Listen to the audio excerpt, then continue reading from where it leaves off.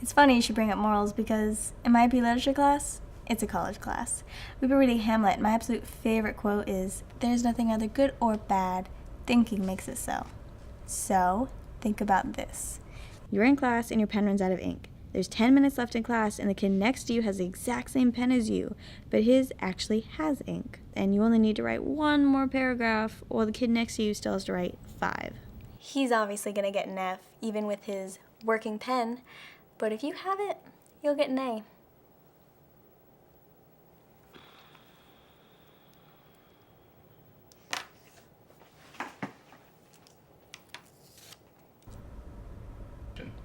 So I think we can agree that it's not wrong for me to swap pens, given the current situation.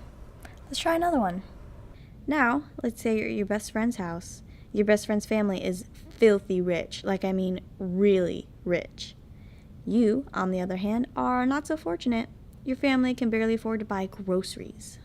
My sister Lizzie is gonna go to bed hungry tonight. You have to provide for your family, so you steal a couple of cans and boxes. They won't even notice.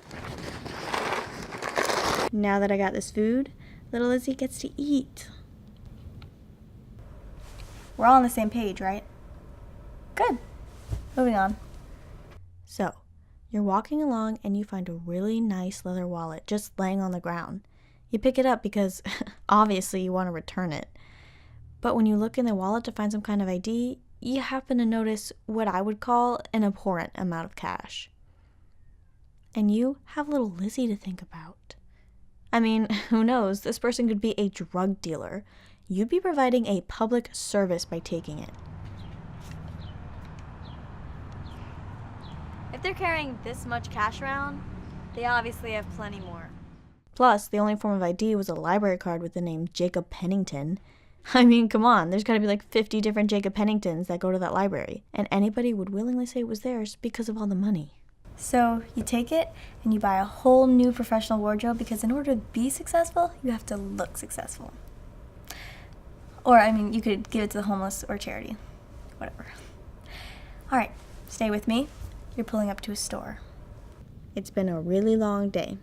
Your feet are sore, your back hurts, the store is really busy, everything sucks. So you're driving around the parking lot and the only open parking spaces are in the back. I mean, if you park back there, you might just collapse of exhaustion and a heat stroke all at the same time. But wait, there are parking spaces up front, except they're for the handicapped. Now, you might not have a handicap sign, but you're feeling pretty disabled. So when you see a car with its windows open, it's obvious what you have to do, right? I mean, come on, who just leaves their windows down? There's no way they need this pass as much as you do. Are you a morning person? I'm not.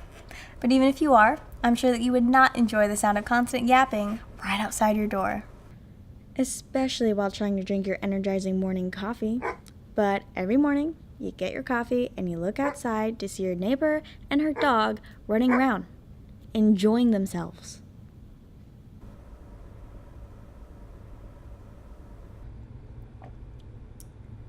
I don't know if you know this, but that's my yard.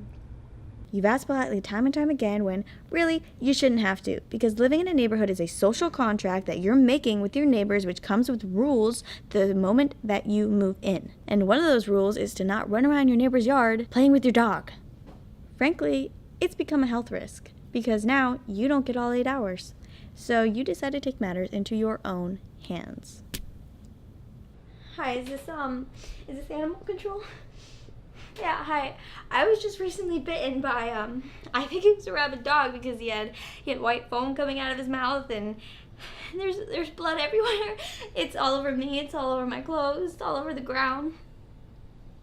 Yeah, if you could come take care of him, that'd be really awesome. Yeah, I live on 66th Avenue and 49th Street. Yeah, okay. Please hurry.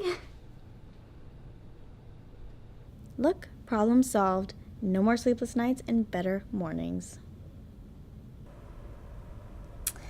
Okay, I can see you're confused, so let me make my point. I'm the salutatorian of my school. I've worked really hard these last 4 years, and I've gotten phenomenal grades. So doesn't it make you wonder why I'm not valedictorian? I mean, I deserve it. I'm the perfect example of everything that's right with high school students. You know who is valedictorian?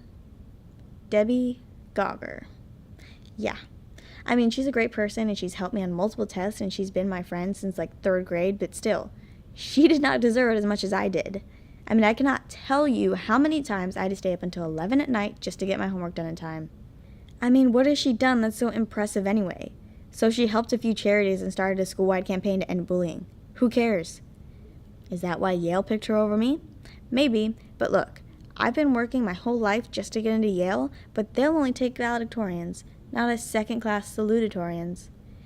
I did what I did because, I mean, come on, I'm sure you guys have worked for something your whole life that it was just, swept out from under you. Can you imagine how that must feel? So yes, I got a bathroom pass out of class and made my way to the parking lot where she owns her luxury car and planted drugs in it. I got the drugs from this kid named Kyle with really short black hair and always wears a hoodie that smells like burnt pancakes, just in case you thought he deserved some kind of punishment for his actions. I like to point out also that I'm a perfectly wonderful student who only bought drugs to frame Debbie, not for recreational use. Anyway, I opened her car and I put it in there in plain view and then sent it in that anonymous tip. I mean, when you really think about it, it's not entirely my fault. Who just leaves their car unlocked? Anyone that leaves their car unlocked is just asking to be framed for drug use. But, as you guys know, she was arrested in front of practically the whole school, and my plan worked. I was named valedictorian. Rightfully so. I was about to reapply to Yale when you guys just barged into my house. Little Lizzie was very scared. Is that it? Well, yeah. I mean, I can go now, right? I've explained everything. Well, according to your parents, you're an only child and your family is well above the poverty line.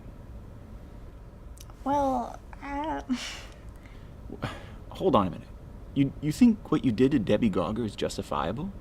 You do realize what your actions meant for her, right? I mean, if you hadn't been caught, she would have been spending years in jail. She'd have never got into college. Her name would be in all of the newspapers. She'd be publicly shamed and humiliated. And with a felony record, she'd be working menial jobs her entire life. Is that really what you wanted? No. But as Hamlet said, though this be madness, yet there's method in it.